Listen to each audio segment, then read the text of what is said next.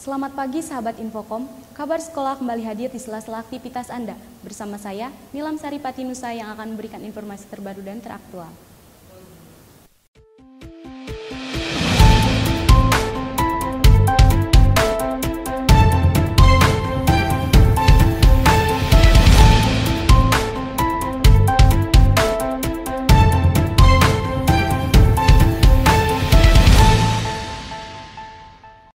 Sahabat Infokom, SMK Infokom memiliki beberapa program keahlian, di antaranya teknik komputer jaringan, rekayasa perangkat lunak, multimedia, desain komunikasi visual, dan produksi siaran televisi.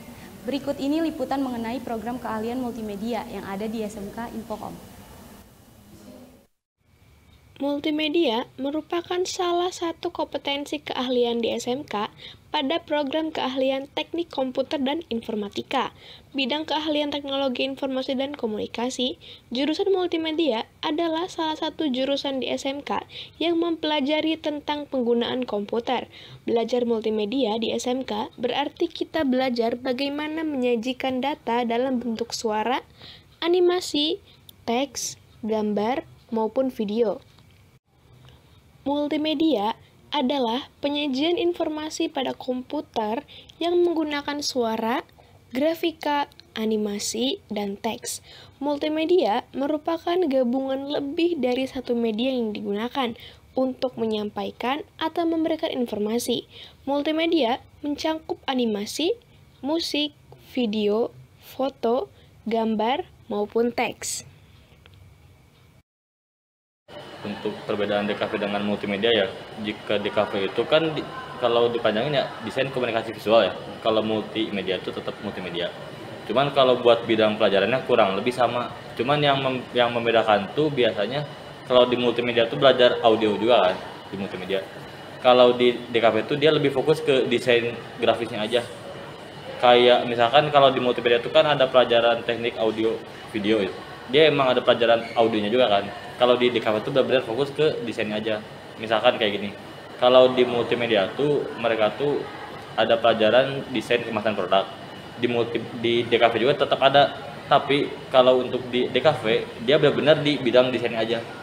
Kalau perbedaan desain multimedia sama apa tadi DKV ya? Kurang lebih sebenarnya sama aja sih. Yang bikin beda cuma itu doang. Yang paling benar-benar menonjol perbedaannya. Kalau di multimedia yang tadi saya bilang ya, kalau dari kelas 1 masih seperti biasa, masih umum. Kelas 2-nya biasanya udah mulai belajar bikin logo sama bikin animasi. Terus yang bikin beda tadi, kalau di multimedia, dia animasinya tuh udah langsung ke gambar digital. Terus sama tambahan-tambahannya. Di multimedia juga belajar audio. Terus kalau untuk kelas 3-nya, di multimedia tuh dia ada pelajaran teknik video audio sama animasi juga. Dan animasi di kelas 3 dia biasanya belajar animasinya benar-benar nurusin yang di kelas 11, terus di kelas 12-nya diperdalam lagi tuh. Nah, yang di kelas 12 dia belajar bikin animasi 2 dimensi sama 3 dimensi. Adapun mata pelajaran multimedia antara lain simulasi dan komunikasi digital, sistem komputer, komputer dan jaringan dasar, programa dasar, dasar desain grafis percetakan, desain media interaktif, animasi 2 dimensi dan 3 dimensi, teknik pengelolaan audio dan video. Dari SMK Infokom Kota Bogor, tim kabar sekolah melaporkan untuk Anda. Sahabat Infokom, kita beralih ke informasi selanjutnya. Usaha jamu kini banyak dinikmati sebagai minuman favorit.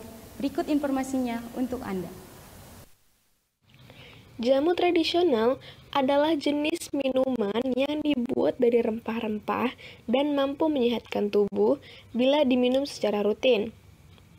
Masyarakat Indonesia sangat gemar sekali meminum jamu tradisional ini karena khasiatnya yang begitu baik untuk tubuh.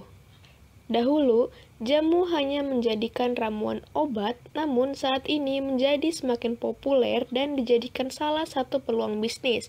Bisnis dari jamu tradisional cukup mudah dijalankan dan bisa menjadi salah satu cara untuk mendapatkan penghasilan. Rasa nikmat dan segar yang diciptakan dari jamu ini masih tetap dinikmati oleh masyarakat. Jamu tradisional ini banyak disukai mulai dari berbagai kalangan ke bawah sampai menengah ke atas. Penikmat minuman jamu tradisional ini kebanyakan memilih jamu tradisional sebagai minuman favorit.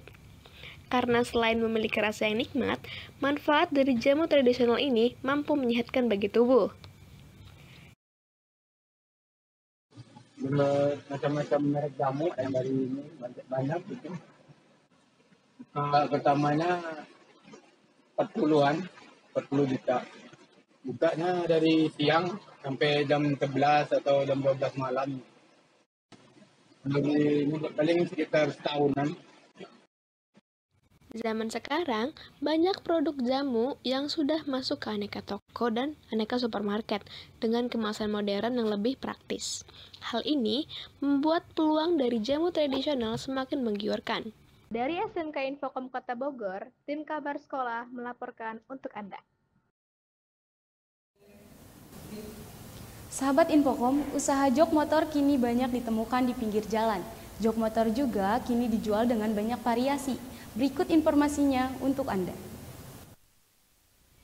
Jika di era tahun 90-an, penggantian sarung jok motor hanya dilakukan ketika kulit jok motor terlihat rusak. Namun, di zaman sekarang, gonta-ganti sarung jok motor dapat dikatakan sebagai salah satu bagian dari style penampilan fisik motor. Prinsip ini ternyata banyak diadopsi oleh para pemuda hingga orang tua.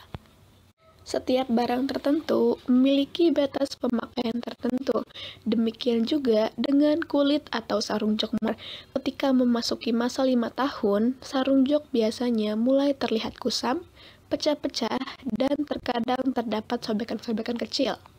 Apalagi jika sang pemilik motor jarang merawat jok motornya, maka tentu harus diganti dengan kulit jok motor yang baru.